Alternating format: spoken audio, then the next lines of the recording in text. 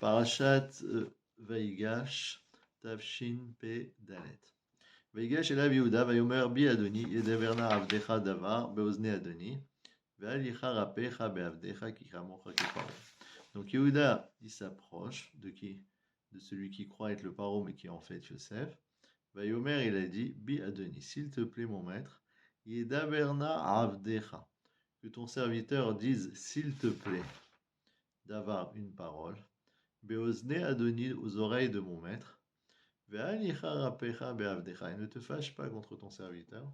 Ki chamocha keparo, car tu es comme le pharaon à mes yeux, tu es quelqu'un d'important. De quoi s'agit-il? Donc il s'agit de Yehuda, qui va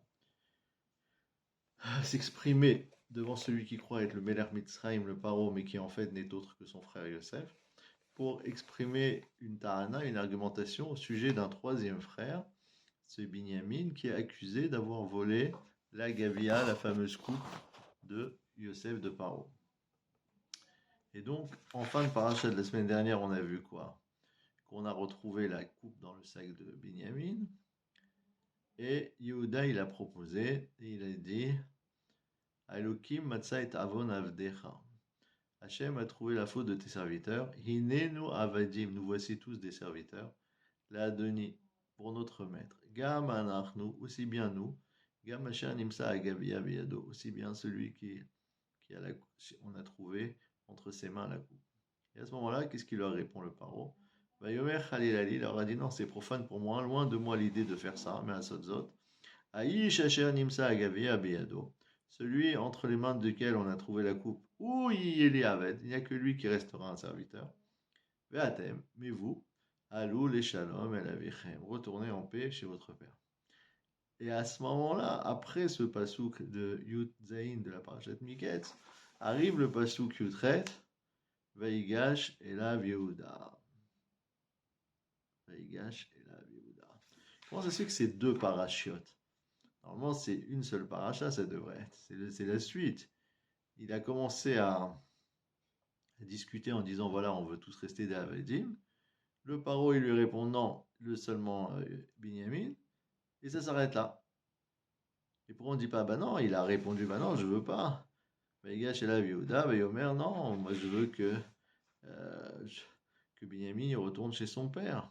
Je veux pas qu'il reste prisonnier ici. Et si tu veux prendre un prisonnier, prends-moi moi plus que Binyamin. Je suis plus doué que lui, je suis plus fort que lui, je suis plus âgé que lui. Je ferai mieux les tâches du palais que lui. Laisse-moi le remplacer afin que il puisse retourner chez son père comme je lui ai promis, parce que je me suis engagé, etc. Donc en fait, il faut dire comme ça, qu'au départ, les Shvatim, ils savaient pertinemment que c'est pas des voleurs, ils n'ont pas volé la coupe. La preuve, c'est que même l'argent qui avait été mis par erreur dans leur sac, ils l'ont ramené chez Paro. Donc comment maintenant ils vont voler quelque chose? Donc ils se sont dit, nous en tant que Shvatim, nous les 10 Shvatim, excepté Benjamin, nous ne sommes pas des voleurs. Benjamin, on ne le connaît pas, il est encore jeune, mais nous on n'est pas des voleurs. Mais certainement que Benjamin il est sérieux, il n'a pas volé non plus. Et ensuite, on retrouve la coupe dans le panier de Benjamin. Il pourrait se dire, Yehuda, non, c'est encore un coup monté, c'est pas lui qui l'a volé. Mais il se dit, même si je vais dire que c'est lui qui l'a volé, même si Benjamin il a convoité cette coupe et il l'a volée. Mais en attendant, il faut qu'on soit tous maintenant prisonniers. Pourquoi? Parce que c'est évident que si c'est arrivé une telle aventure, qui est si bizarre que ça vient du ciel, ça vient Minashamayim. Ça vient du fait de dire à Elohim, Matzah et Avon Avadir. C'est Hachem qui a trouvé la faute de tes serviteurs. Donc c'est normal qu'on soit tous des serviteurs. C'est nous qui avons vendu notre frère, on doit être punis. Et maintenant, on est puni à cause de son petit frère qui vient aussi de la famille de Rachel. On n'a pas eu de respect pour les descendants de Rachel, on est puni par le biais des descendants de Rachel. Comme si Binyamin, il venait être indirectement le chaliard de son frère pour les punir. Tout ça, c'est bon jusqu'à ce que Yosef, il le réponde. Mais à partir du moment où le paro, il leur répond en disant non, pas du tout, tout le monde repart, personne n'est puni, sauf Binyamin. Et ils se disent, mais Binyamin, il n'était pas présent au moment de la vente. Donc ici, il y a quelque chose qui ne va pas. Ça ne peut pas être à Elohim, Matzah et Avon Avdera. Parce que si c'est Hachem qui voulait les punir, alors il les punirait, il les renverrait pas en Mitzrayim. Si ici ils sont renvoyés en Égypte et le seul qui reste puni, c'est Binyamin, c'est qu'il y a quelque chose de bizarre ici, quelque chose d'autre. Aelokim, Matzah et Avon Avdecha, ça s'arrête au moment où Yosef propose que Binyamin uniquement reste en Mitzrayim. Si c'est Binyamin uniquement qui doit rester en Mitzrayim, ça prouve qu'on n'est pas maintenant en train de payer la faute de la vente de Yosef, puisqu'on est tous agréés à retourner chez nous. Et Binyamin n'était pas présent au moment de la vente, il n'a pas fauté. Donc pourquoi est-ce qu'il devrait être puni? Donc ça ne passe pas dans l'argumentaire pour Yehuda. Il ne veut pas accepter une telle chose. Et donc c'est pour ça qu'il va rentrer en discussion avec ce roi d'Égypte pour voir qu'est-ce qu'il veut exactement. Parce qu'il se dit, si c'est la punition de la vente de Yosef, alors voilà, on doit tous être prisonniers. Mais s'il veut nous libérer, je veux savoir qu'est-ce qui se passe. Donc Vaïgash chez la Yehuda. Yehuda, il s'est approché de lui. Il n'y a pas marqué de qui de lui. A priori, ça veut dire de Paro, de Yosef. Mais ça peut vouloir se traduire aussi, il s'est approché d'Hachem. Vaïgash Elav. Il s'est approché de lui d'Hachem, Yehuda. Ça peut vouloir dire qu'il s'est approché Yehuda de lui-même. C'est-à-dire il a été dans son fond, dans sa personne, trouver les éléments marquants qui pourront à la fois exprimer une teshuva et en même temps, comment on appelle ça, modifier l'opinion de ce roi d'Égypte. Donc il lui dit, Bi Adoni, Yedaberna Avdecha Davar, Beozne Adoni. Laisse-moi dire quelque chose aux oreilles de mon maître. C'est-à-dire si je m'approche, Ikansu Devarai Leoznecha, que mes paroles puissent rentrer dans tes oreilles. C'est-à-dire, j'ai l'impression que jusqu'à maintenant, c'est un dialogue de sourds. Nous, on parle, on t'explique des souffrances qu'on a, des difficultés qu'on a, et rien ne rentre. Tu ne perçois rien. On t'a parlé de famine, on t'a parlé de notre père qui est abandonné en Kénan, on t'a parlé de notre frère qui a disparu, on t'a dit qu'on n'est pas des miraglim, mais rien n'est rentré dans tes oreilles. Pour une fois, on aimerait que mes paroles rentrent dans tes oreilles. Et ne te fâche pas une fois que tu vas entendre ce que je vais dire contre ton serviteur. Pourquoi? Parce que ne te fâche pas. Pourquoi ne te fâche pas? Tu ne dois pas te fâcher. Pourquoi tu ne dois pas te fâcher? Parce que sache que à mes yeux, tu es quelqu'un d'important comme le paro. Donc tu n'as pas à te fâcher. Rachid dit, ça veut dire quoi? On apprend de là qu'il lui a parlé durement. Diber Elaf Kachot, il lui a parlé durement. Soit il lui a parlé durement parce que, comme on a dit, il lui a dit, toi tu ressembles à Paro. Paro, il promet, il ne tient pas ses promesses, toi non plus. Paro, il a été frappé pour une nuit où il avait bloqué mon ancêtre Sarah. Toi aussi, tu vas être puni parce que tu veux garder en esclave Binyamin. Mais il lui a dit, même si ce n'est pas uniquement ces paroles qui sont dures, parce que je te menace, même d'après l'explication qui dit, tu es important à mes yeux comme un roi, mais le simple fait qu'il ait besoin de lui dire Ikansu devarai boznecha, que mes paroles rentrent dans tes oreilles, c'est une manière de lui dire arrête de faire le sourd. Jusqu'à maintenant, tu fais semblant de ne pas comprendre, de ne pas entendre.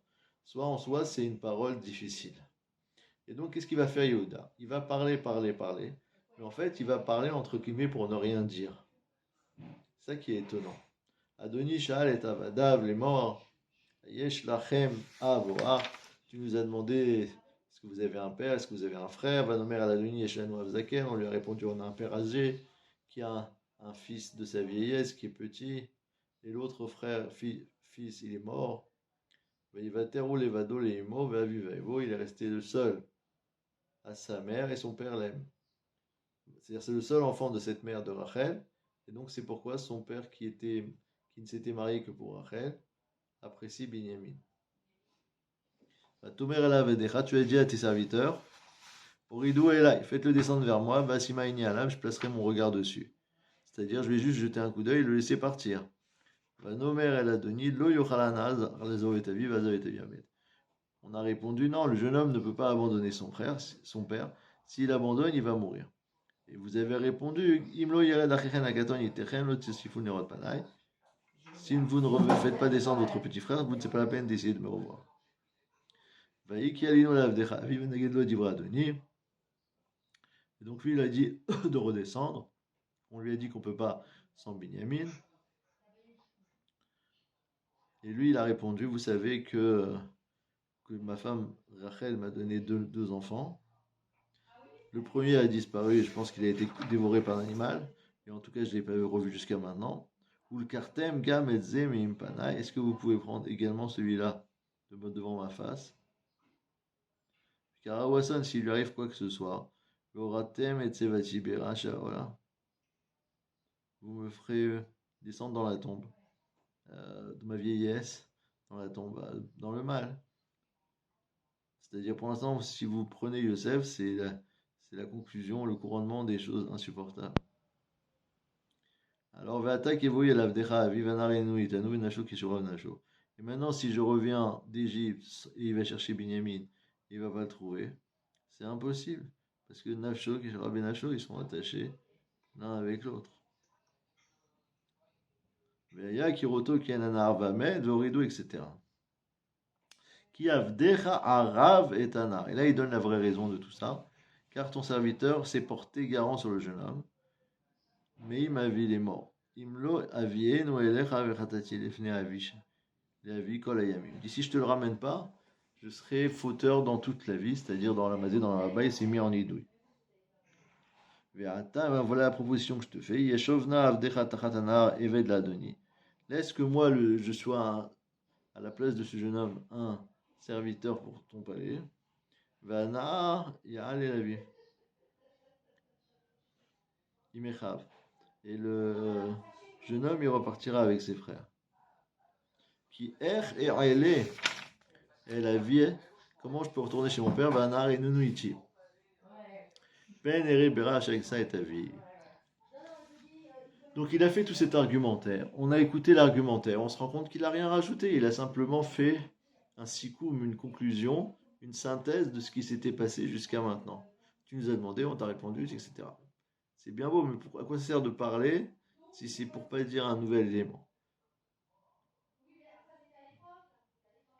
Et il a simplement dit qu'il était garant vis-à-vis de Yaakov, et qu'il lui a promis que s'il ne le ramenait pas, il serait puni. Qu'est-ce qu'il répond à ce moment-là, Yosef? Velo yachol Yosef liitapek lekol hanitzavim. Là, Yosef, il ne pouvait plus se retenir devant toutes les personnes qui étaient présentes, qui étaient présentes autour de lui. Vaikra, et il a crié en disant, Otziu kol ish ma'alai, velo amad ishito bilvada Yosef imechav. Il a dit, faites sortir tous les hommes devant moi. Et il n'y avait personne au moment où il s'est dévoilé à ses frères. C'est-à-dire, il ne voulait pas leur faire honte. Vaïten et kolo bepri, il a pleuré. Veshmou Misraim, Veshma Bet Paro. Même l'Égypte a entendu, même le Paro il a entendu que ces gens-là c'était de sa famille. Vayomer Yosef el Achi, Vani Yosef. Il leur a dit, je suis Yosef. Ao David Chai. Est-ce que mon père est encore vivant? Lo Yachlou Achav, la note auto. Et là il ne pouvait pas lui répondre. Kini Vahalu Mipana. Parce qu'ils avaient très peur devant lui. Donc, on a l'impression d'un côté que Yehuda, il a fait tout un argumentaire sans rajouter le moindre élément utile, juste une reprise de ce qui s'était passé étape par étape. Et pourtant, la Torah, elle nous témoigne qu'après tous ces arguments, Velo, Yachal, Yosef, l'Etapa, il ne pouvait plus retenir la comédie, il ne pouvait pas se retenir. Pourquoi? Parce qu'il semble-t-il, il y a eu un palier qui a été franchi ici, par Yehuda. Alors, tout ce dialogue, ce monologue plus exactement, on avait l'impression que c'était du superflu en disant tu nous as demandé, on t'a répondu. Tout est un tas de choses que même les deux, aussi bien Yehuda que Yosef, ils sont au courant. Ben on dit non, ça fait une conséquence, ça fait une différence. Le fait de s'être exprimé, ça a transformé Yosef, qui jusqu'à maintenant il était mitapak. Il se retenait pour les amener à un processus de tchouva. Et maintenant, quand il a parlé Yehuda, alors Yosef ne pouvait plus être mitapak. Pourquoi? Pourquoi ça a tellement changé? Il semblerait que l'argumentaire de Yehuda, il était drôlement puissant, puisque Yosef, il voulait continuer le stratagème. Il aurait aimé attendre encore un peu avant de se dévoiler. La preuve, c'est marqué qu'il voulait être mitapak. Quand il y avait toute l'histoire, il rentrait dans sa chambre, il pleurait là-bas, il ressortait les yeux secs. Ici aussi, il aurait voulu irait obtenir quelque chose de supplémentaire. Mais le fait que, pardon, il voulait continuer à faire quelque chose de supplémentaire, mais là, il n'a pas pu. Le fait que Yehuda s'est exprimé comme ça l'a amené à Velo Yachal Yosef Leitapak. Il ne pouvait plus continuer à se retenir. Mais on dirait de la Torah qu'il y a une grande ma'ala, il y a un grand niveau de ce fait de se retenir. Puisque petit à petit, il est en train d'élever ses frères à une dimension élevée. Et tout ça, ça va enfin leur permettre de se rendre compte que tout ce qui leur arrive, c'est uniquement parce que la personne qui est en face d'eux, c'est Yosef. Eux, comment ils s'appellent? Les Shvatim, ils se trouvent dans une situation qui ressemble un peu à la situation de tous les Juifs lorsqu'il y a des problèmes en Israël. Quelle est la situation de chaque personne lorsqu'il y a des problèmes en Israël ou en France, pareil? Les gens, ils sont à la fois dans une tsara klalite et dans des tsarot pratites. Chacun, il a ses propres soucis, ses trucs. Il a besoin de ci, il a besoin de ça va bien, ça va pas bien. Chacun a ses soucis personnels. Et à part ça, dans la contextualité mondiale de géopolitique ou tout ce que vous avez envie, il y a aussi des problématiques. Eux aussi, les Jvatim, ils sont dans dans le même domaine de définition. Ils ont des problèmes au niveau géopolitique parce qu'il y a la famine, ils sont obligés de se déplacer, faire des achats de nourriture, etc. Et ils ont des problèmes personnels parce qu'on les attaque, on les accuse d'être des explorateurs et ils doivent se défendre sur ça. Ils doivent se défendre de ces tahanot d'explorateurs. Donc maintenant, leur problème personnel, il est noyé, il est lié à la problématique de toute la planète. Et en fait, ils vont se rendre compte que s'il y a une problématique dans toute la planète, c'est bien justement à cause de leur problématique personnelle. C'est parce qu'il fallait qu'ils arrivent en Égypte pour ramasser du blé, etc., que Hachem il a envoyé la famine pour pouvoir les ramener autour de Yosef et qu'il prépare la venue des Bnei Israël en Mitzrayim. La Agav, entre parenthèses, c'est une des rares fois dans la Torah où la Torah nous raconte que quelqu'un est allé faire les courses. D'accord? Il y a des actes de la vie quotidienne qui sont mentionnés très souvent dans la Torah et d'autres qui ne le sont pas du tout, comme par exemple aller faire les commissions. Ici, ils sont venus en Égypte pour faire des courses, pour acheter de la nourriture. C'est bien les seuls. On n'a pas vu Abraham qui faisait des courses, on n'a pas vu Yitzhak qui faisait des courses, on n'a pas vu Yaakov qui allait au marché. On a vu qu'il a été Tikenem Jvakim, qu'il a arrangé les marchés. Mais dire qu'il a été lui faire des courses, on n'a pas vu. Mais ici, les Jvatim, on les voit aller faire des courses et ils vont récupérer de cette histoire beaucoup de changements dans leur vie. Ça, c'était une parenthèse. Donc tout ce qu'on essaie de comprendre ici, c'est que qu'est-ce que la Torah, elle veut nous rapporter ici. Alors il y a ici un Sfat Emet qui rapporte un Midrash qui dit comment ça se fait que le seul qui a rentré en intervention, c'était Yehuda. Pourquoi tout le monde n'a pas parlé en disant oui, laissez-nous partir, etc. Alors Yehuda, il s'est expliqué. Il a dit qui abdecha arav et anahar. Si tu me demandes pourquoi c'est moi qui prends plus la parole que les autres, c'est parce que ton serviteur, il s'est porté garant pour le jeune homme, et donc moi j'ai peur de perdre mon lamazé ou lamaba. Le Midrash, il dit Melachim medayenim, anu ma'irpat lanu. Les Jvatim, ils se sont volontairement mis de côté, parce qu'ils ont dit, si deux rois ils discutent ensemble, nous on n'a rien à faire dans cette discussion.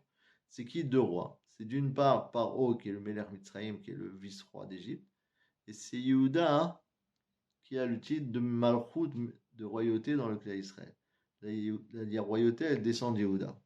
Alors les Jvatim, on dirait par modestie, ils ont dit, si eux ce sont deux rois, et qui ont un dialogue, une discussion personnelle, on n'a pas à se mêler, on attendra le résultat. Alors il dit comme ça le souterrain. Nir'e, il me semble, qu'elle y aidé Shibitlu kol Ashvatim Atzman et Yehuda. Puisque, avec beaucoup de modestie, tous les tribus se sont annulées en laissant le seul à prendre la parole qui était Yehuda.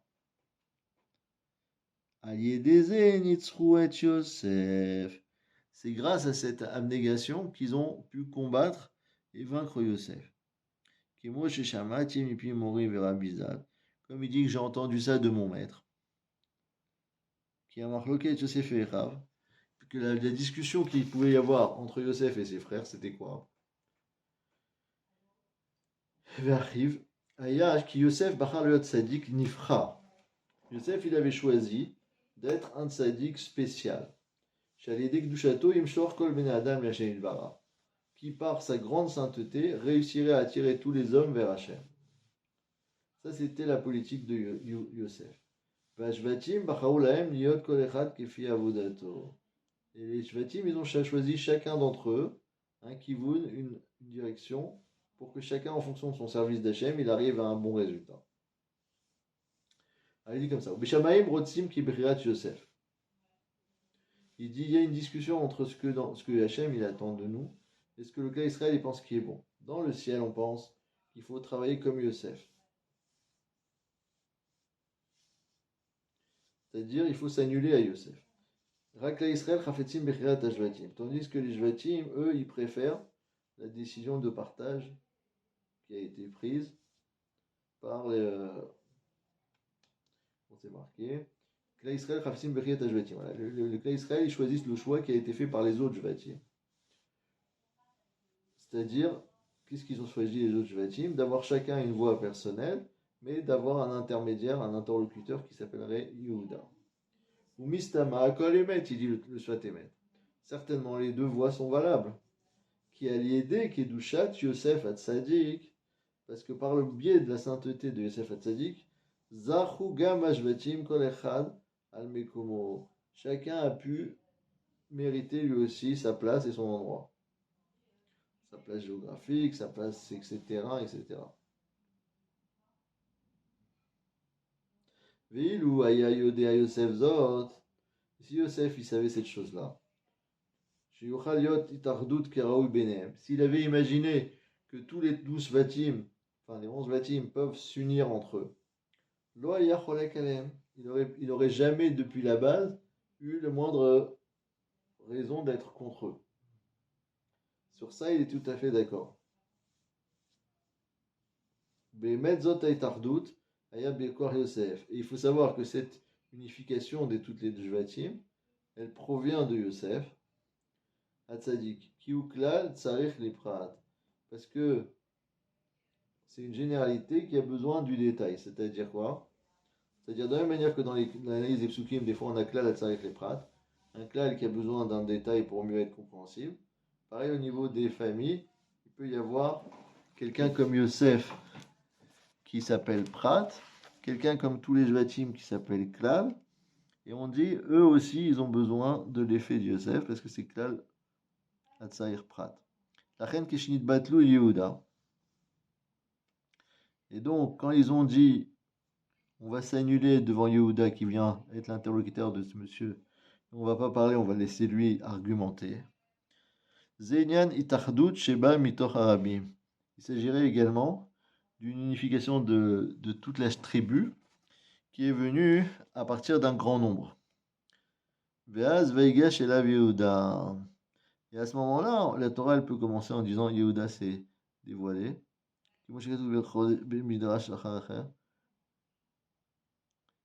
Bemidrash Be'echad, pardon, je me suis sauté ni. Vaz Veigash Elav Yehuda qui Moshe Bemidrash, Echad Be'echad Yagishu. Il y a un passou qui dit un par un ils vont se rapprocher. Shem Shne Mine Itardut. C'est quoi Achad Be'achad? Il dit ça fait allusion à deux sortes d'unification. Comme on avait dit qu'il y avait une marloquette entre dans le ciel et le clan Israël. Il y a une chita qui est le grand sadique, c'est lui qui ramène toute la génération vers lui. Donc lui, il élève les gens de bas en haut. Et il y a une autre méthodologie qui est que chacun il fait sa propre avoda et que il va s'élever en faisant sa avoda, mais sans être mitbatel à une personne en particulier. Donc, qu'est-ce qu'il a voulu dire ici, le Sfat Emet? Il a voulu nous dire qu'il y a deux manières de servir Hachem en essayant de s'unifier soi-même pour arriver à une proximité d'Hachem. Parce que ça, c'est Baro, qu'on recherche à arriver à ce que tous les comportements de la personne ils soient contrôlés. Le but de la Torah, c'est exactement ça. La Torah, elle nous a donné des mitzvot, des choses à faire pour nous permettre de contrôler nos actes. Le matin, il faut faire la tefila, à tel moment, il faut mettre la tefilin, la mezouza, le talit, etc. Chaque fois qu'on fait une mitzvah, on contrôle notre personnalité en disant, voilà, tel domaine de notre temps, tel domaine de notre vie doit se retrouver sous le réchout d'Hachem. Si on fait ça, on fait un petit peu comme ce que Hachem il a fait au moment de la création du monde. Au moment de la création du monde, le Olam il était bli tibal tachlit, il était bli gvul, sans limite. Et Akadosh Baruch Hu, il a été mitztamsem, il a fait ce qu'on appelle le tzimtzum, ça veut dire la réduction des choses. Les choses sont plus petites pour qu'elles puissent capter le hors d'Hachem. Tant qu'Hachem n'a pas restreint l'émanation qu'il envoie sur le monde qui est infinie, personne ne peut y avoir accès. C'est uniquement qu'une fois qu'il y a des massachim, il y a des masques, il y a des filtres, qu'on peut atteindre cette grande lumière. Donc, si un homme, il suit l'exemple d'Hachem, il essaye dans sa journée d'être metztamsem et atzmo. Il va réduire un peu tout son fleuve, son éruption volcanique d'imagination qu'il a en tête comme idée de faire ci et de faire ça, etc. Et il va prendre de son temps, de son argent, de sa personnalité pour servir les Talmidei Chachamim, pour aider la yeshiva, pour lui-même s'élever, monter de niveau. Ça, c'est une forme de tzimtzum, c'est une forme de restreindre son activité et la diriger, la canaliser dans un domaine de définition qui lui est propre, qui sont les mitzvot. Et ça, en soi, ça s'appelle un tzimtzum. Donc ici, le tzimtzum en question qui a eu lieu, c'était quoi? C'est d'une part, Yehuda qui était prêt à reprendre chacun des éléments qui avaient déjà eu lieu dans les parachutes précédentes pour en faire une conclusion. Et deux, les autres Jvatim qui étaient prêts, eux, à être mistalkim et tatzma, qui étaient prêts à se séparer personnellement et physiquement de toute la discussion, en s'annulant à Yehuda et en disant, c'est Yehuda qui va prendre la parole à notre place, c'est lui qui va nous défendre. Alors, dit le Sfat Emet, deux choses. Premièrement, que Yosef il ne se doutait pas que les Jvatim avaient cette capacité. Et que deuxièmement, une fois que c'est arrivé, alors c'est ça qui a été l'élément détonateur pour Yehuda, pour réussir à contrôler Yosef. Il a été obligé d'avouer qu'il était Yosef, et donc la situation s'est interrompue. Sans ça, on ne serait pas arrivé à ce résultat. Mais pour ça, il fallait que les autres Jvatim soient d'accord que c'est Yehuda qui va s'exprimer, et quelque part ils vont s'annuler par rapport à lui, et c'est une sorte de étardout. Et donc on arrive à deux résultats phénoménaux qui ont été discutés au moment de Briat Haolam. Lequel des facteurs sera le plus utile pour la Avoda? Est-ce qu'il faut qu'il y ait un grand tzaddik et que tout le monde soit mis de batel et lave, ou est-ce qu'il faut que chacun y trouve son derer dans la Avoda Hashem? Et d'après Kaviachol et dit les Shamaïm, on préférait qu'il y ait seulement une personne et que tout le monde soit Nimshar Harav. Mais le cas Israël, il préfère que chacun d'entre nous ait son propre derrière d'Avodat Hashem et que chacun devient son petit Gadol, son petit Rav et ainsi de suite.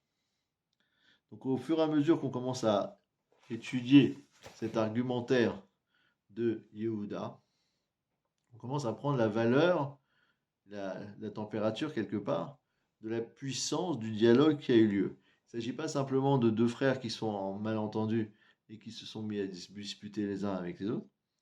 Il s'agit de deux modes de pensée, de philosophie dans la manière de se comporter vis-à-vis d'Hachem, qui se sont affrontés au travers de cette discussion entre Yehuda et Yosef. Et au point que Yosef, lui, qui voulait être encore mitapak, comme on a expliqué, c'est toujours dans la dimension du tzimtzum. C'est toujours une manière de restreindre ses pulsions, etc. Lui, il voudrait se dévoiler, il voudrait ci, il voudrait ça, mais il garde secret encore un petit peu la chose. Et sinon, s'il n'y arrive plus, alors ça s'appelle Velo Yachal et Tapak. Il a été obligé de leur rappeler, de leur apporter qu'il était Yosef.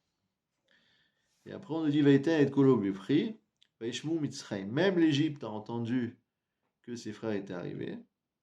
Et aussi, Vaishma Bet Paro. La maison de Paro a entendu que les frères de Yosef, ils étaient arrivés. Donc à partir du moment où il y a eu ce dévoilement, c'est un dévoilement qui ne va pas comment on appelle ça, qui ne va pas être uniquement pour là je me suis embrouillé, pour Yosef et ses frères, mais ça va être appris de toute l'Égypte. Veishma Mitzrayim, Veishma Bet Paro. ça fait partie des choses importantes pour l'Égypte, puisque c'est le magazine Gala, ou Voici, ou France Dimanche, tout ça, savoir qu'est-ce qui se passe au palais. Qu'est-ce qui se passe au palais? Les frères de Yosef sont arrivés, un événement people. Voilà, le roi d'Égypte a retrouvé ses frères et sa pleure et ainsi de suite. Il y a quelque chose à raconter à table. Et pas simplement ça, il y a une dimension élevée qui s'est dévoilée de cet aveu de Yosef, de cette manière dont il s'est fait reconnaître de ses frères, au point que tout le monde a été influencé par ça, aussi bien toute l'Égypte, aussi bien la maison de Pharaon. Il y a une deuxième paracha à la fin de Vaïgash, qui a priori est complètement différente. On va essayer de mettre en relation entre les deux quand même. C'est quoi? C'est qu'une fois que Yosef il a fini par descendre en Égypte, qu'on lui a averti que, pardon, que Jacob a fini par descendre en Égypte, on lui a dit que Yosef était vivant, etc. Alors Yosef il va le présenter au paro et il lui dit, voilà, tu vas te présenter devant Paro. D'abord il a présenté ses frères. À la fin dans le pasuk Zayin, c'est marqué dans le pérec même Zayin, va y avoir Yosef et Yaakov aviv. Yosef, il va amener son père Yaakov. Vayamideu lifne Paro.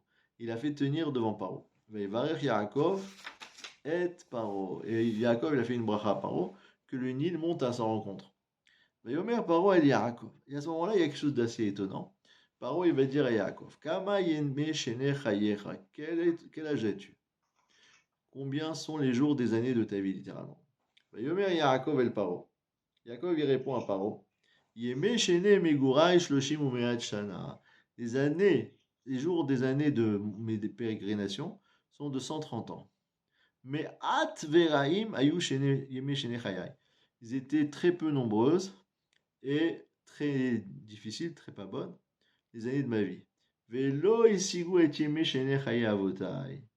Yeme megureim. Et ça n'a pas encore atteint les années de vie de mes parents, puisque mon grand-père il est mort à 180 ans, l'autre 175. Moi, j'ai seulement 130. Alors, Vaïvarech Yaakov et Paro, Vaïtse Milifne Paro. Ce petit passage, et c'est un grand reproche qui est fait sur Yaakov, comment ça se fait qu'il a parlé ainsi de la sorte? Pourquoi il répond, non, mes années étaient mauvaises? Midrash, il dit, moi, je me suis occupé pour Yaakov, pour le sauver de Lavan, pour le sauver de Esav, pour lui faire revenir Yosef, pour lui faire revenir Dina. Et lui, il dit, Mead Veraim Ayush Nechayai. C'est une manière Kaviachol de dire du mal d'Hachem, comme si Hachem ne lui avait pas fait que du bien. Il aurait dû considérer que ce qu'Hachem lui a fait, c'est pour son bien, et pas l'exprimer ainsi. À cause de ça, le Midrash nous dit, on lui enlève 33 ans de sa vie, parce qu'il a été prononcé 33 mots dans cette paracha. Mais le problème, c'est que les 33 mots que le Midrash il va compter, il va les compter à partir du début. Vayomer Paro el Yaakov kama yeme shene chayecha. Vayomer Yaakov el Paro yeme shene megurai. Normalement, tous ces psukim là, Paro a demandé combien sont tes années de ta vie. Et Vayomer Yaakov el Paro, tout ça, ça ne devait pas faire partie du compte. Où commence l'erreur? C'est quand il a marqué yeme shene megurai, etc. Tous les mots qu'il a employés pour exprimer l'âge qu'il avait atteint. Mais, nous disent les Mefarshim, non, on lui compte également la question de Paro, parce que si Paro lui a demandé mais quel âge tu as, c'est qu'il avait une apparence âgée. Normalement, il aurait dû rentrer avec une stature beaucoup plus svelte, de manière à ce que le Paro n'ait pas envie de lui demander quel est son âge. Il donne cette impression qu'il est très très âgé, donc sa personnalité semble être contradictoire avec les bienfaits que Hachem lui a donnés. Comme il y a un passou qui dit quelque part, dans une haftara, ils ont dit les Bnei Israël, Shav Avod et Hachem, que c'était pas, ça sert à rien de servir Hachem. Les Farshim, ils disent que ça veut dire qu'ils ont dit que ça sert à rien de servir Hachem. Est-ce qu'il y a un juif qui va dire que ça sert à rien de servir Hachem? Tous les juifs, je pense que ils savent que ça sert à quelque chose de servir Hachem.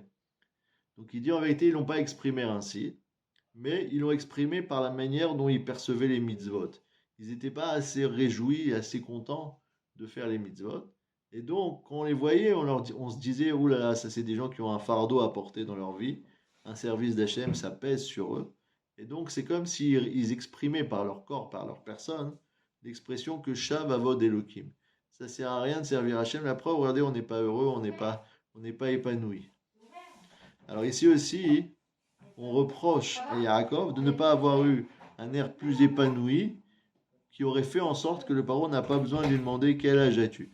Parce que c'est vrai qu'on avait l'impression qu'il avait 250 ans, il était abattu, etc. Alors là, le paro lui dit, c'est pas possible, mais quel âge tu peux donc avoir?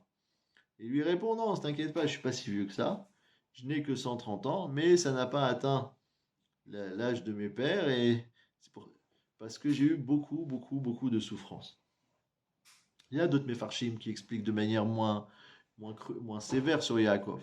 Il dit simplement que le paro, il avait un projet, c'était de garder Yaakov à ses côtés le plus longtemps possible, parce que lorsque Paro il arrivait près du Nil, le Nil remontait et donc ça irriguait tous les champs. Et quand il a vu arriver, il a vu qu'il était très vieux, il a dit, oh, celui-là, il va pas tenir longtemps. S'il va mourir bientôt, qui c'est qui va commencer à continuer à me faire monter le Nil? Donc pour en avoir le cœur net, il lui a demandé quel âge as-tu? Et il lui a répondu, non, t'inquiète pas, j'ai encore pas atteint l'âge de mes parents. Donc normalement, théoriquement, il me reste encore pas mal d'années à vivre. Et donc je pourrais faire monter le Nil à ma rencontre. Bien que le Midrash ait dit qu'il a donné cette bracha à Paro et que c'est Paro ensuite qui faisait monter le Nil en allant devant. Toujours est-il que d'après Amshat, on reproche quoi? On reproche à Yaakov d'avoir exprimé que les années de sa vie, ils étaient Me'at Veraim. Mais la question qui se pose, c'est pourquoi il a dit ça? D'après le deuxième chat, qui lui a dit non, t'inquiète pas, je suis pas si vieux. Simplement, si tu me vois âgé, c'est parce que j'ai eu des années difficiles. Mais rassure-toi, je pourrais encore te rendre service. C'est à peu près compréhensible. Mais d'après le premier chat, que simplement il apparaissait très âgé et, son apparence était une plainte en potentiel. Et en plus, l'expression des mots qu'il a dit, c'était une plainte aussi. C'est une ta'ana que le Midrash il a contre Yaakov, bien on est à des milliards de kilomètres de la Medrega de Yaakov, on ne peut pas le juger, mais on essaye de comprendre qu'est-ce que la Torah elle veut nous apprendre ici. Est-ce qu'elle veut nous apprendre qu'il faut être content et satisfait de sa situation. Alors là, on va arriver à la conclusion de ce que je voulais dire, le rapprochement entre les deux côtés de la paracha, qui a priori n'ont rien à voir. D'un côté, c'est l'argumentaire de Yehuda pour faire craquer ce roi de Mitzrayim qui libère tout le monde. Et il le fait craquer d'une manière inattendue. Parce qu'à ce moment-là, il va leur dire Ani Yosef, Aod Avichai, est-ce que mon père est encore vivant, etc. Donc, Velo Yachal Yosef, Li Tapak. Yosef, il ne pouvait plus continuer à se restreindre, à se retenir dans cette situation. Et donc, ça éclate. Ça éclate. Et ici, on parle d'une situation, les complètement différente. C'est on présente Yaakov à Paro, et on lui pose une question à Yaakov, mais quel âge peux-tu donc avoir avec cette apparence que tu as? Et il répond, oui, non, si j'ai une apparence tellement qui paraît négative, c'est parce que j'ai beaucoup souffert dans ma vie, j'ai eu des souffrances avec Yaakov, avec Lavan qui me poursuivait, avec Esav qui voulait, pendant avec Esav qui me poursuivait, avec Lavan qui voulait changer mon salaire, les tsarotes de mon fils qui a disparu, les tsarotes de Dina qui a été prise, etc. Donc ça s'appelle des années peu nombreuses et ra'im. Quel est le lien à faire entre les deux parachiotes? Le lien à faire entre les deux parachiotes, c'est le suivant. C'est que euh, comme on a expliqué tout à l'heure, une personne, elle se retrouve avec, dans sa vie, différents éléments qui peuvent être assimilés à des souffrances. Soit la souffrance collective, c'est-à-dire comme dans l'histoire des frères de Yosef, la famine qui s'abat sur le monde, il n'y a plus à manger, et donc ça oblige à voyager pour aller chercher de la nourriture en Égypte, etc. Donc c'est ce qu'on appelle Tsarat Aklal, la souffrance de la grande partie du Tzibour. Ensuite, il y a ce qu'on appelle Tsarat Apran, les souffrances du particulier. Celui-là, il a des problèmes de parnassa, celui-là de santé, celui-là de shidduchim, celui-là de ceci, celui-là de cela. Chacun, il a ses difficultés de chinour, de tout ce que vous avez envie.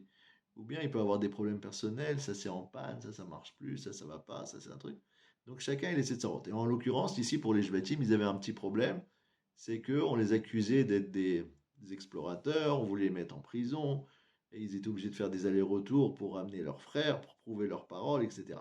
Donc ça s'appelle Tsarat Akprat, les souffrances du particulier. Et au travers de ça, enfin, c'est-à-dire en parallèle avec ça, la Torah nous raconte que non, il y a ici une mise en place de tout un système. Yehuda, il va s'exprimer pour arriver à une clarification des choses. Pour ça, il a une préface qui est de mettre tous ses frères de son côté, comme il nous a expliqué le Sfat Emet. Ça veut dire qu'il a dit, voilà, je vais être l'intermédiaire, c'est moi qui va parler, mais vous soyez tous d'accord avec moi, qu'on parle chacun avec une seule voix, pas un qui dit non, on reste des Avadim, l'autre qui dit non, on paye une rançon, le troisième il répond, on va tuer le paro, etc. Il ne faut pas que ce se passe comme ça. Il faut qu'ils soient tous à l'unisson, dans une seule voix, comme étant en accord avec Yehuda. Et on va essayer de faire éclore, entre guillemets, la situation pour arriver à une solution. Et comment on appelle ça? Pour en arriver à cette solution, comme on a expliqué tout à l'heure, Yehuda, il n'a rien été Mechadesh, il n'a rien rajouté de particulièrement nouveau par rapport à ce qui avait été dit avant. Il a simplement fait un sikoum, un bilan en disant, tu nous as demandé de faire, est-ce que nous avions un père, est-ce que nous avions un frère, mais ce n'était pas un chidour que tu as besoin d'avoir tellement d'éléments. Pourquoi tu nous as demandé tellement de choses? Et ensuite, tu nous as dit, faites descendre le jeune homme, je jetterai un petit coup d'œil sur lui. Est-ce que ça s'appelle le jeter un petit coup d'œil sur lui? Tu veux le garder en tant que Éved, et ainsi de suite. Il reprend tous les éléments, tout l'argumentaire, bien que parfois il y a des choses qu'on a du mal à comprendre. Qu'est-ce que ça veut dire vechizo simat aina? Est-ce que ça s'appelle placer un coup d'œil que de garder? Bah oui, moi j'ai dit je plaçais un coup d'œil, je savais pas qu'il allait me voler ma coupe. Maintenant qu'il m'a volé ma coupe, c'est normal que je veuille le garder en tant que serviteur. Mais peu importe le résultat.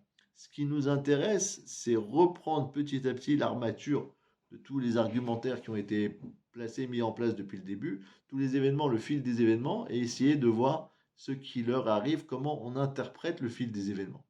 Chez Yaakov Avinu, lorsqu'il se présente chez Paro, il y a aussi une problématique. Il y a aussi une problématique, c'est son âge. C'est-à-dire, comment tu t'en sors avec un visage aussi âgé, etc. Et quel âge as-tu?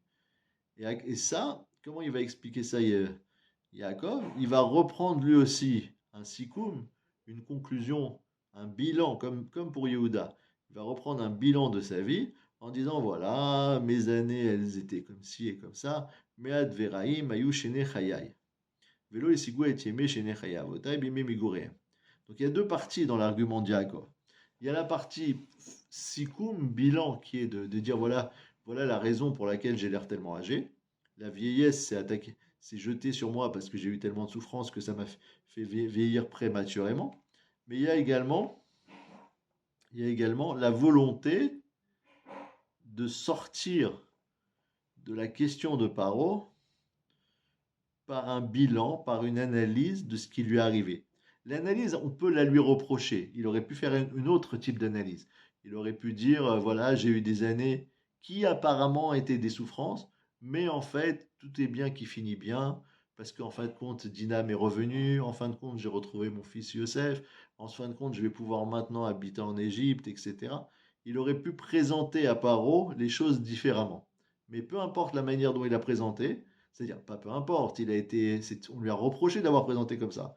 En attendant, dans le principe, la démarche qui a été mise en place, c'est une démarche de sikoum, de bilan. Alors pourquoi Pitom? Aussi bien Yehuda, lorsqu'il veut rentrer en contact avec celui qui croit être le paro, d'accord, lui, il ne sait pas que c'est Yosef, il ne sait pas que c'est son frère. Donc il dit, j'ai un problème avec le paro, comment je vais solutionner ce problème avec Paro? En faisant une analyse des événements qui sont passés, en faisant un bilan, en faisant une rétrospective de ce qui a eu lieu, sans rajouter le moindre élément, juste en faisant une rétrospective. Pareil, Yaakov, il se retrouve face à Paro. On le piège, Kaviachol, si on peut dire, avec une question qui est quel âge as-tu? Tu as l'air drôlement plus âgé que prévu, donc c'est un problème. Il faut donner une réponse maintenant, il faut se justifier. Pourquoi est-ce qu'on a l'air tellement vieux? Il ne va pas le punir, il ne va pas le mettre en prison parce qu'il est vieux. Mais il lui dit, j'ai un problème avec toi. J'ai un problème avec toi. Comment se fait-il que tu sois âgé? Comme Paro, il avait un problème avec Yehuda, comment se fait-il que tes frères, ils ont volé? Là, le problème, c'est comment se fait-il que tu sois âgé? Et la réponse, ça va être, oui, rétrospective. Pareil, bilan. Qu'est-ce qui est arrivé? Ben voilà, j'ai fait 130 ans. Me'ad veraim ayu shenechayai, velo esigu et yemei chaye avotai, bimei migorehem. Qu'est-ce que la Torah, elle veut nous apprendre par rapport à cette suite de bilans comme étant un pitaron, comme étant une solution pour sortir d'une problématique. Yehuda, il a réussi à faire craquer Yosef, à la fin il a avoué, et donc on est arrivé à une solution. Yaakov, il s'en est tiré par rapport à Paro, en lui répondant à sa question, alors qu'il aurait pu dire tout simplement j'ai 130 ans et c'est tout. Quel âge as-tu? 130 ans. Mais il fallait expliquer pourquoi il paraissait aussi âgé. Et il explique par un bilan. Qu'est-ce que la Torah veut nous apprendre par là? Alors, c'est les Chora, ce que la Torah veut nous apprendre ici, c'est que il y a la personne, tout ce qui lui arrive dans sa vie, c'est toujours une suite d'éléments qui sont a priori une addition. Il se lève le matin, c'est le lever, après il fait Netilat Yadayim, c'est Netilat Yadayim, après il prend son petit déjeuner, c'est le petit déjeuner, ou il fait cette fille-là, c'est cette fille-là. Chaque élément est un élément. Il y a des éléments joyeux, des éléments moins joyeux, mais la vie est faite de pratim. À ce moment-là, vous avez qu'à voir sur n'importe quelle journée, quand une personne elle est chez lui à la maison le matin, il ne s'imagine pas qu'à telle heure il sera à tel endroit, qu'à tel moment il aura telle chose dans sa journée. Bien qu'il était... c'est la même personne, mais il va avoir une myriade d'événements qui sont tous plus différents les uns que les autres. Et a fortiori, si on rajoute plusieurs jours à la file indienne, et plusieurs semaines et plusieurs mois, on a l'impression que c'est une suite infinie, ou pas infinie, mais importante, de moments donnés qui forment toute sa vie. Sa naissance, sa bar mitzvah, son mariage, la naissance de ses enfants, quand ceci, quand cela, et ainsi de suite. La Torah nous apprend qu'effectivement, bien que chacun d'éléments de la vie de la personne sont des choses séparées, mais si tu veux réussir à sortir de tes problèmes, ça veut dire quoi sortir des problèmes? Avoir une délivrance. Avoir une délivrance, ça veut dire sortir de la dimension d'exil pour arriver à une dimension de Géoula. Quelle est la différence entre Golé et Géoula, nous dit le Maharal de Prague? C'est la lettre Aleph. Dans Géoula, il y a un Aleph en plus que dans Golé. Golé, ça veut dire en exil. Géoula, c'est délivré. La différence entre les deux, c'est le Aleph qui symbolise Akadosh Baruch Hu. Sache que dans tous ces événements qui sont arrivés, il y a caché Hachem, Aloufo Shel Olam on l'appelle, celui qui est l'unique du monde. Quel mystère, celui qui se cache dans la Bria. Et où est-ce que Akadosh Baruch Hu se cache? Il se cache dans le fil de tes événements. C'est-à-dire, c'est pas l'événement lui-même qui peut te permettre de voir Hachem, parce que l'élément lui-même, c'est un élément séparé de tous les autres. C'est comme une pièce du puzzle. En regardant une pièce du puzzle, on ne peut pas avoir une idée de toute l'image. C'est ce qu'il a dit Aman lorsqu'il lui est arrivé des problèmes. Il a raconté à sa femme, Et Asher Karaou. Il a dit tout ce qui lui était arrivé par hasard. Pourquoi? Parce que Aman, c'est Amalek. Amalek, Matria Safek, il a un doute, il ne sait pas ce qui se passe, il n'arrive pas à voir les choses clairement et surtout pas voir la présence d'Hachem dans sa vie ou voir une quelconque constante, un rapport entre les événements. Donc toujours lorsque Haman il parle, il exprime ce qui lui est arrivé, c'est toujours Karaou. C'est toujours un hasard, quelque chose maintenant. Quelqu'un, par exemple, il reçoit de chez lui une lettre, oh j'ai eu un PV, oh dommage, je sais pas quoi, j'ai passé un feu rouge, j'ai pas fait ci ou j'ai pas fait ça. Il lui arrive un PV et c'est des problématiques.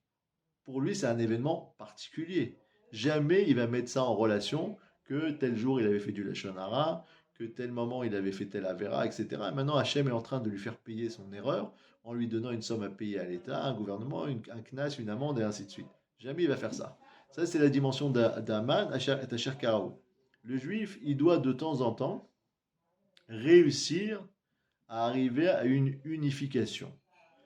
Et aussi bien Yosef et aussi bien les Jvatim, ils étaient conscients de cette nécessité, et Yaakov aussi, de cette nécessité d'unifier les choses en soi.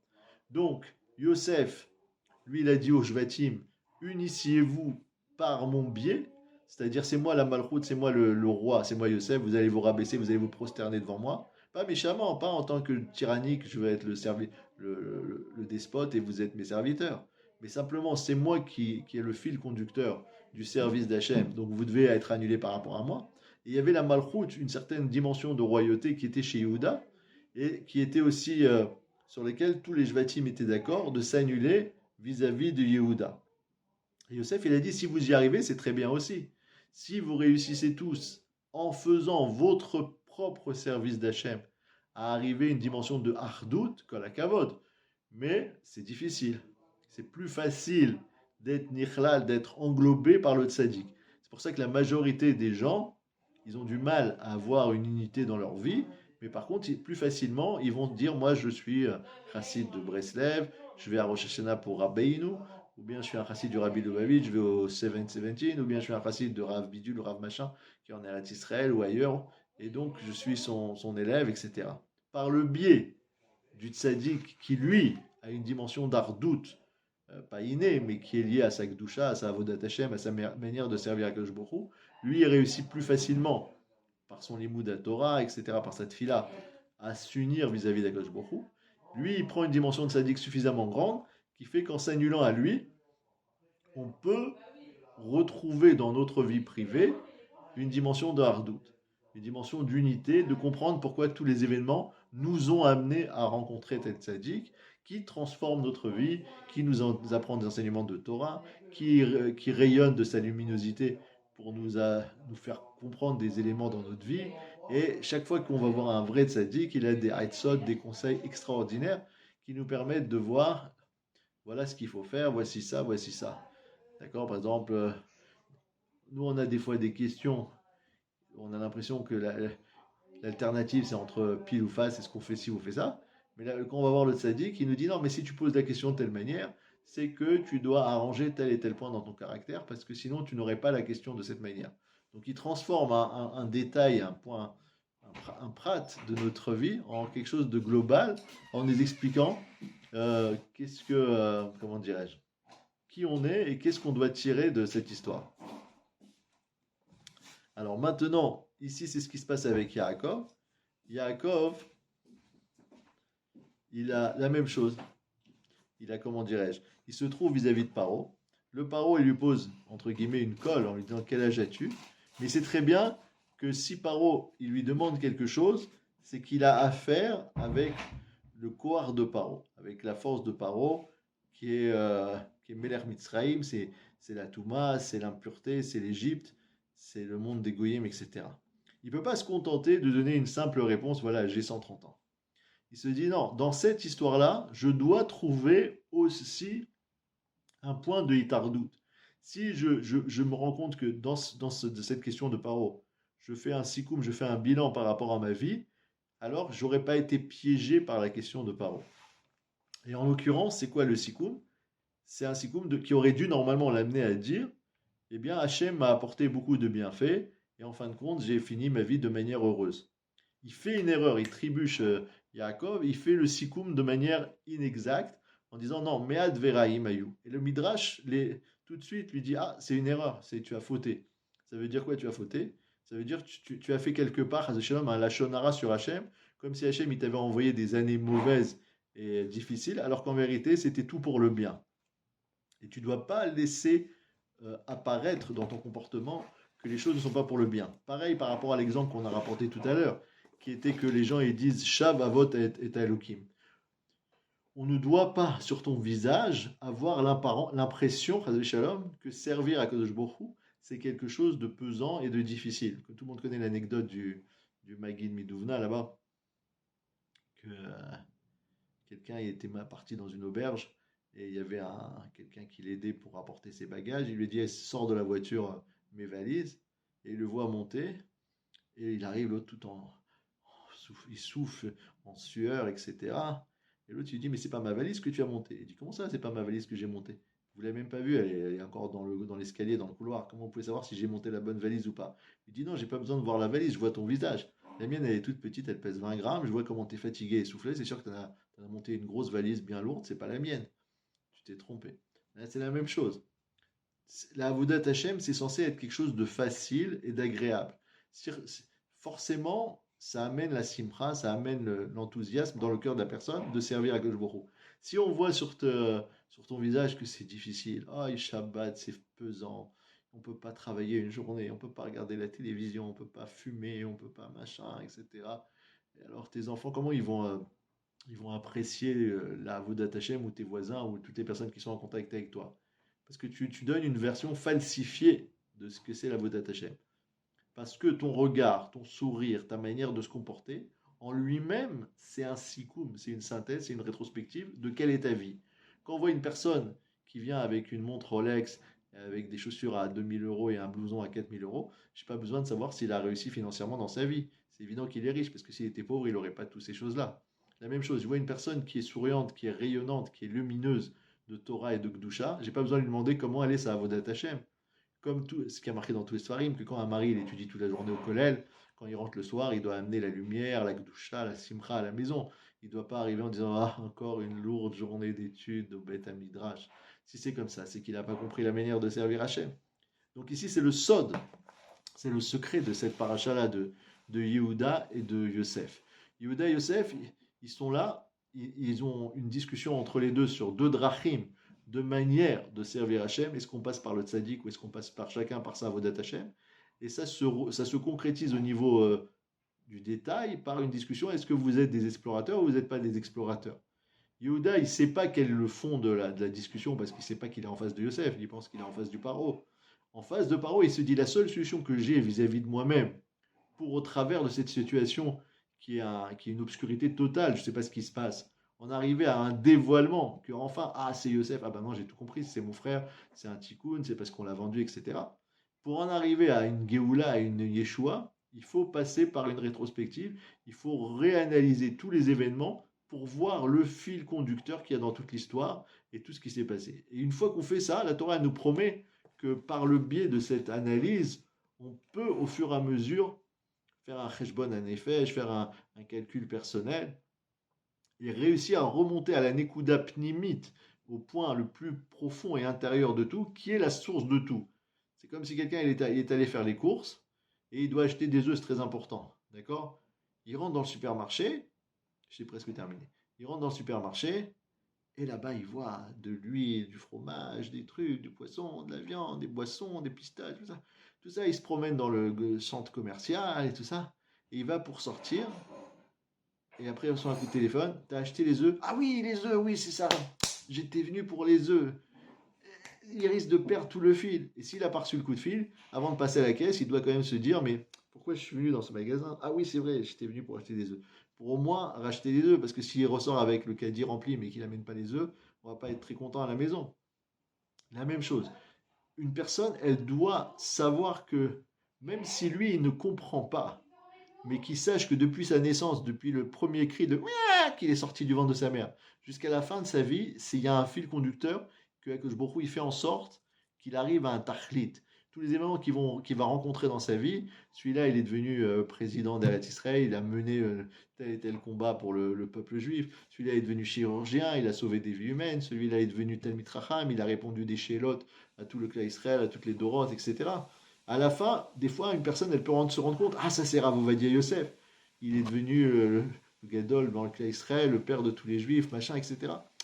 Voilà, on peut des fois réussir, même nous, à comprendre que cette personne, chaque prat de sa vie, c'est pas justement il a répondu à une question de l'Ara, une autre question de l'Ara, une troisième question de l'Ara. C'est devenu Rav Ovadia Yosef, ça c'est devenu Rav Yosef Eliashib, ça c'est devenu le Stapler, ça c'est devenu Raphaël Kanievski.